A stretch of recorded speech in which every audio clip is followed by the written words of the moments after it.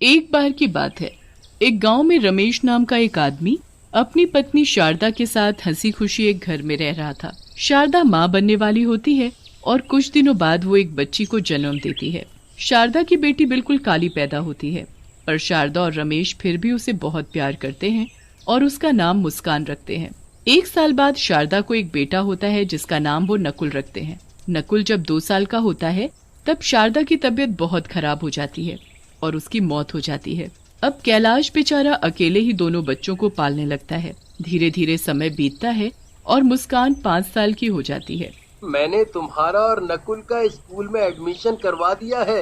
अब तुम दोनों कल से स्कूल जाना और खूब मन लगा कर पढ़ना। मुस्कान और नकुल बड़े खुश हो जाते हैं और अगले दिन से स्कूल जाने लगते हैं। मुस्कान अपनी क्लास में जाकर सबसे आगे बैठ जाती है। ए लड़की, तुम कौन हो? पहले तो इस क्लास में नहीं देखा। मेरा नाम मुस्कान है, मेरा आज ही एडमिशन हुआ है। नाम मुस्कान और शक्ल ऐसी कि सामने वाले की मुस्कान गायब हो जाए। चलो जाओ और सबसे पीछे जाकर बैठ जाओ। तुम्हारी ऐसी काली शक्ल देखकर मैं पढ़ा भी नहीं पाऊंगी। मुस्कान बेचारी बड़ी उदास हो जाती है और पीछे जाकर बैठ जाती है। जैसा उसने सोचा होता है उसके साथ वैसा बिल्कुल भी नहीं होता। मैडम उसके कालेपन की वजह से उससे बहुत चिढ़ती और उसके साथ बुरा व्यवहार करती थी। ये सब बात मुस्कान कभी भी अपने बाबूजी को बताने की हिम्मत नहीं कर पाती थी ताकि मैडम उसे मारे ना। पढ़ने में मुस्कान बहुत ही होशियार थी, पर इतनी होशियार होने के बाद भी मुस्कान की टीचर उसे बिल्कुल पसंद नहीं करती थी। एक दिन जब मुस्कान और नकुल दोनों स्कूल जा रहे होते हैं तो मुस्कान गलती से अपनी कॉपी घर भूल जाती है। स्कूल में मैडम जब सब बच्चों को एक एक करके बुलाती है तो मुस्कान की बारी भी आती है। मुस्कान अपना पूरा बैग छान मारती है पर उसे कॉपी कहीं नहीं मिलती। अब वहाँ खड़े खड़े क्या कर रही हो? जल्दी कॉपी लेकर आओ। मैडम जी, वो मैं कॉपी लाई थी और सारा काम भी किया था पर कॉपी नहीं मिल रही। तुम जैसे बच्चों के बहाने मैं खूब जानती हूँ। आओ अभी का अभी इधर आओ। मुस्कान डरते डरते मैडम के पास जाती है। उस दिन तो मैडम ने अपने पास एक कांटों से भरी डंडी रखी हुई थी। अपने हाथ आगे करो। मैडम जी, मुझे माफ कर दो प्लीज, मैंने सच में काम किया था। मैंने कहा हाथ आगे करो, समझ में नहीं आता क्या? मुस्कान डरते हुए अपने हाथ आगे करती है। मैडम अपनी कांटों से भरी छड़ी उठाती है और जोर जोर से मुस्कान के हाथ पर मारना शुरू कर देती है। मुस्कान बुरी तरह चिल्लाने लगती है और उसके हाथों से खून बहने लगता है। मैडम जी, मत मारो, मुझे मत मारो, माफ कर दो मैडम जी, मुझे माफ कर दो। मैं बच्चों को माफ नहीं करती बल्कि उनको सजा देती हूँ, सजा। और तुझ जैसी काली कलूटी को तो डबल सजा मिलनी चाहिए। मैडम मुस्कान को इतना मारती है कि मुस्कान खूनम खान हो जाती है। रोज मुस्कान की मैडम उसे ऐसे ही मारती और एक दिन तो हद ही हो गई जब मैडम ने सजा देने के लिए उसे स्कूल की छत पर नंगे पांव धूप में खड़ा कर दिया। मुस्कान की हालत इतनी बुरी हो गई कि वो चक्कर खाकर छत से नीचे ही गिर गई और तड़प तड़प कर मर गई।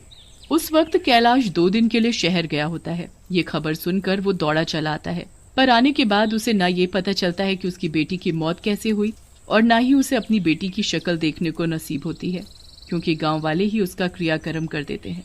कैलाश को मुस्कान की मौत का बहुत दुख होता है और वो उसके लिए बहुत रोता है। कुछ दिन बाद वो नकुल को स्कूल छोड़ने जाता है। वो नकुल को छोड़कर जा ही रहा होता है कि उसे स्कूल की छत के किनारे एक भयानक शक्ल की काली सी चुड़ैल बच्ची दिखती है। कैलाश जल्दी से भागकर पास जाकर देखता है तो वहाँ कोई भी नहीं होता। अभी तो यहाँ कोई था, कोई भयानक शक्ल जैसी काली चुड़ैल जैसी बच्ची कहाँ गई वो अचानक? कैलाश वहाँ से वापस जाने लगता है तो वो काली चुड़ैल बच्ची फिर से आ जाती है। मैं वापस आ गई हूँ, एक एक से मैं बदला लूंगी, किसी को नहीं छोड़ूंगी। सब बच्चे क्लास में पढ़ रहे होते हैं। हमेशा की तरह मैडम बच्चों को मार रही होती है। तभी वो काली चुड़ैल बच्ची खिड़की के पास आकर खड़ी हो जाती है और उस मैडम को घूर घूर कर देखने लगती है। उसके बाद वो टेबल पर पड़ी कांटों वाली छड़ी को देखकर घूरने लगती है। छड़ी अचानक हवा में उड़ने लगती है। सब बच्चे और मैडम हवा में उड़ती छड़ी को देखकर हैरान हो जाते हैं। उसके बाद वो एक इशारा करती है और छड़ी मैडम को मारना शुरू कर देती है। मैडम जोर जोर से चिल्लाने लगती है और वो काली चुड़ैल बच्ची बहुत खुश होती है। अब आया ना मजा, अब पता चलेगा कि कैसे दर्द होता है। हाय हाय, मैं मर गई, कोई मुझे बचाओ। ये क्या हो रहा है? कौन है यहाँ? कौन कर रहा है ये सब? यहाँ कोई भूत तो नहीं? हे भगवान, मुझे बचाओ। बच्चे तो बड़े खुश होते हैं और मैडम वहाँ से भाग जाती है। अब दिन के वक्त वो मैडम लंच कर रही होती है। जब मैं खाना खाती थी तो मुझे खाने भी नहीं देती थी ना, आज मैं तुझे खिलाती हूँ पेट भर कर खाना। काली चुड़ैल बच्ची अपना हाथ गोल गोल घुमाती है और सारा खाना हवा में गोल गोल घूमने लगता है। अरे अरे ये क्या हो रहा है? ये कैसे हो सकता है? यहाँ पक्का कोई भूत है। कितना मजा आ रहा है तुझे ऐसे देखकर। अब मैं रोज ऐसे ही करूँगी। मैडम को आसपास कोई दिखाई नहीं देता। वो खुद को बचाने की कोशिश करती है पर मैडम के हाथ पैर नहीं हिल रहे होते। पूरा दिन वो काली चुड़ैल उस मैडम को ऐसे ही परेशान करती है। अब रात हो जाती है और मैडम अपने घर आराम से सो रही होती है। तभी वहाँ चुड़ैल बच्ची आती है और बेड के पास जाकर खड़ी हो जाती है। मेरे रंग की वजह से मेरे साथ इतना बुरा बर्ताव किया, अब मैं बताऊंगी कि कोई ऐसा करे तो कैसा लगता है। चुड़ैल बच्ची अपना हाथ मैडम के मुंह के आगे गोल गोल घुमाती है और मैडम का रंग सुर्ख काला पड़ जाता है। चुड़ैल बच्ची ये देख बड़ी खुश होती है। अब देखना अपनी शक्ल, तब पता चलेगा मुझे कैसा लगता था। अब महसूस करना मेरी तकलीफ। अगली सुबह जब मैडम शीशे में खुद को देखती है तो उसके होश ही उड़ जाते हैं। वो जोर जोर से चिल्लाने लगती है, ये क्या हो गया? मैं काली कैसे हो गई? मैडम रगड़ रगड़ कर अपना मुंह धोती है पर उसका रंग वैसे का वैसा ही रहता है। उसे बिल्कुल समझ नहीं आ रहा होता कि रातों रात उसका रंग काला कैसे पड़ गया। वो जैसे तैसे अपने मुंह पर ढेर सारा पाउडर लेकर स्कूल जाती है ताकि उसका काला रंग छुप सके। पर जैसे ही स्कूल पहुंचती है तो चुड़ैल काली बच्ची उसका पहले से ही वहाँ इंतजार कर रही होती है। कब तक अपने इस रंग को छिपाएगी? इसे तो मैं अभी सबके सामने ला देती हूँ। चुड़ैल बच्ची अपने जादू से बारिश शुरू कर देती है और मैडम का सारा मुंह धुल जाता है। मैडम को ऐसे देख सब बच्चे उन पर हंसने लगते हैं। मैडम जल्दी से छुपते छुपाते क्लास में जाती है और किताब को मुंह के आगे रखकर पढ़ाने लगती है ताकि उसे कोई देख न सके। चुड़ैल बच्ची वहाँ भी आ जाती है और जादू से मैडम के हाथ की किताब उड़ाकर गिरा देती है। बच्चे मैडम को देख बहुत तेज हंसने लगते हैं। क्यों हंस रहे हो? तुम्हें उससे क्या? काली हो तो क्या किसी के कालेपन का मजाक उड़ाना चाहिए? चुपचाप बैठकर पढ़ाई करो। मैडम क्लास से बाहर जाने लगती है कि तभी पीछे से एक बच्चा बोलता है, जब खुद मुस्कान के कालेपन का मजाक उड़ाती थी तब ये बात नहीं पता थी क्या मैडम को? मैडम उस बच्चे की ये बात सुन लेती है पर चुपचाप वहाँ से चली जाती है और अकेले जाकर बैठ जाती है। वो बच्चा बोल तो सही रहा है, मैंने उस मुस्कान के साथ कितना बुरा किया क्योंकि वो बस काली थी इसलिए।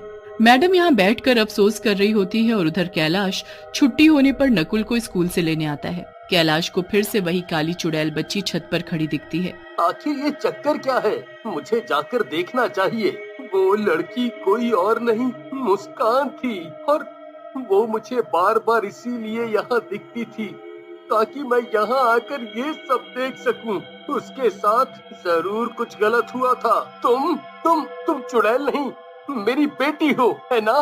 तुम मुस्कान हो ना? हाँ पापा। मुस्कान सब कुछ अपने पिताजी को बताती है। कैलाश को बहुत गुस्सा आता है। मैं नहीं छोड़ूंगा उस मैडम को जिसकी वजह से आज तुम मेरे साथ नहीं हो। उस मैडम को मैंने उसके किए की सजा दे दी है। अब वो भी जिंदगी भर काले रंग के साथ जिएगी और वैसे भी उसे अपने किए पर पछतावा है। मैं तो बस आपको ये बताना चाहती थी कि मेरी मौत कोई हादसा नहीं थी, मुझे मजबूर किया गया था। कैलाश उसी वक्त मैडम के पास जाता है पर वो मैडम उसे कहीं नहीं मिलती। उसके बाद वो पता करता है तो पता चलता है कि मैडम हमेशा के लिए स्कूल छोड़कर चली गई है। कैलाश निराश होकर घर जाता है तो वहाँ मैडम उसका इंतजार कर रही होती है।